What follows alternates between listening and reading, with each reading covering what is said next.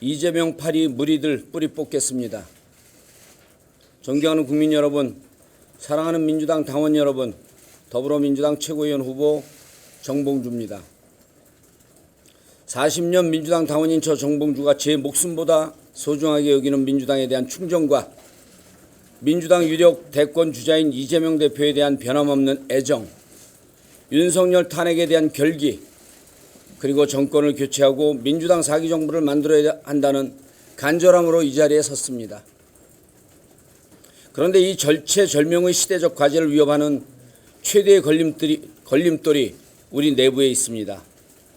이재명 파리하며 실세놀이하는 무리들입니다. 저는 당의 단합을 위해서 이들을 뿌리 뽑겠습니다. 이재명 대표를 팔아 권력 실세놀이를 하고 있는 이재명 파리 무리들, 당을 걱정하는 많은 이들이 알고 분노하고 있지만 아무도 나서지 못하고 있는 상황에서 언제까지 쉬쉬하고만 있을 것인가 하는 문제의식을 갖고 어떠한 모진 비난이 있더라도 이들을 도려내야겠다고 결심했습니다. 이들은 이재명을 위한다며 끊임없이 내부를 갈라치고 경쟁 상대를 적으로 규정하고 당을 분열시켜 왔습니다. 이재명 이름팔아 호가호의 정치, 이름팔아 하는 호가호의 정치, 실세놀이를 하고 있습니다. 모두가 알고 있습니다. 당을 아끼고 걱정하는 많은 당원들이 알면서도 속으로만 부글부글 끓고 있습니다. 저는 당원대회 기간 내내 끊임없이 통합을 강조했고 맏형으로서 그 역할을 하겠다고 약속했습니다. 승리를 위해 하나가 되어야 합니다. 그러기 위해서는 통합을 져야 하는 당 내부의 암덩어리인 명파리를 잘라내야 합니다. 이재명 후보는 누가 뭐라 해도 민주당의 최대 자산이며 정권 탈환의 가장 큰 가능성입니다. 정치는 성과이며 실적이라는 당연한 사실을 명징하게 보여주었고 국민은 이재명을 통한 정치 패러다임의 변화에 환호했습니다. 소년 노동자 출신 정치인에게 아낌없는 지지를 보내주었고 그 지지자들 제일 앞에 저 정봉주도 있습니다. 지금도 그 마음 변함없습니다. 그러나 지금처럼 이재명 파리 무리들을 방치한다면 통합도 탄핵도 정권 탈환도 어렵습니다. 이재명의 정치는 계파 없는 정치였습니다. 벌판에 홀로 선 이재명의 유일한 계파는 당원이었고 국민이었습니다. 그 정치를 우리 모두가 지켜야 합니다. 그 최우선 과제가 이재명 파리 무리들 척결입니다. 존경하는 국민 여러분, 사랑하는 민주당 당원 여러분, 저에게 박수 대신 차가운 독방을 선물한 이명박 정권, 그 이명박에게 최종 면죄부를 준 BBK 특검, 그 특검 파견 검사 중 한 명인 윤석열 검사, 14년 뒤 그는 대통령이 되어 지금 대한민국을 유린하고 있습니다. 윤석열 탄핵은 정봉주의 숙명입니다. 더 이상 미루지 않겠습니다. 민주당의 미래, 민주당의 정권 탈환을 위해 이재명 파리 무리들을 척결하겠습니다. 감사합니다. 이재명 파리 무리가 누군지 구체적으로 말씀해 주실 수 있습니까? 누구나 알만한 사람들이고요. 그리고 이 기자회견을 보고요. 머리 쳐들면서 발끈하는 사람들입니다.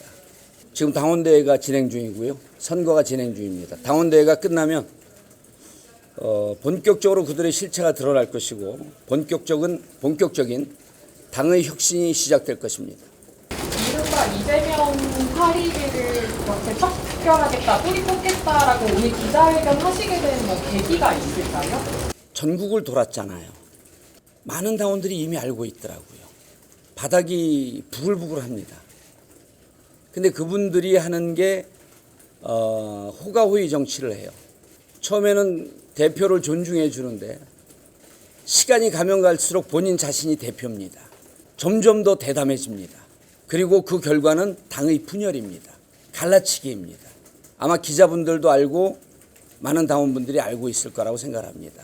그 척결은 어떤 방향을 말씀하시는 건지랑 본격적인 당의 혁신은 어떤 걸 또 의미하시는 건지 궁금합니다.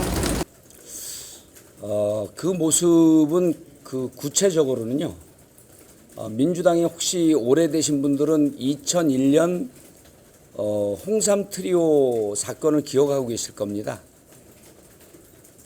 그때 당시에 그 김대중 대통령의 삼남들에 대해서 여러 가지 문제가 되니까 문제 제기가 있었고, 동교동의 좌장 건너갑을 물러나게 해야 한다라고 하는 정동영, 천정배, 신기남 세 분의 천신정 정풍 운동이 있었습니다.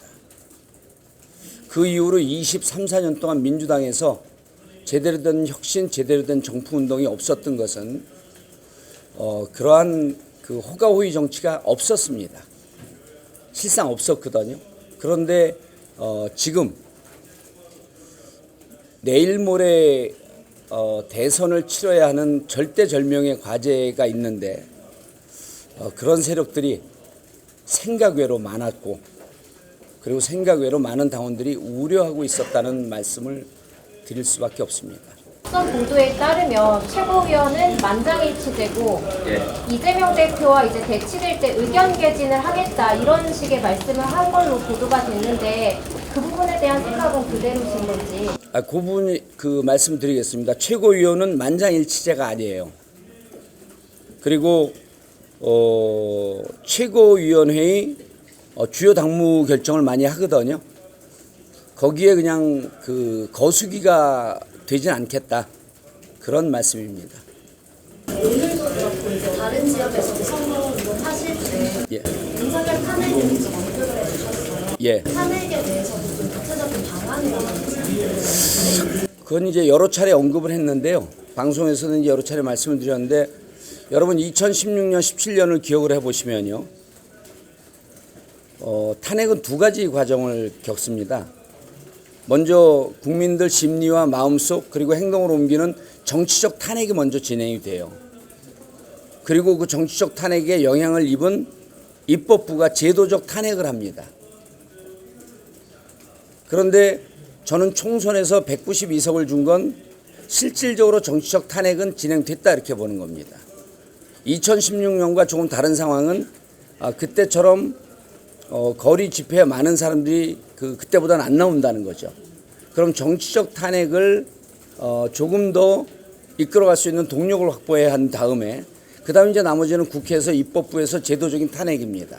그런 과정을 거쳐가는 것이니까 그런 과정을 좀 충실히 따르겠다, 이렇게 말씀드리겠습니다. 이재명 탈의 무리들과 이재명 대표를 분리할 수 있습니다. 그거는 좀 봐야 될 것 같아요.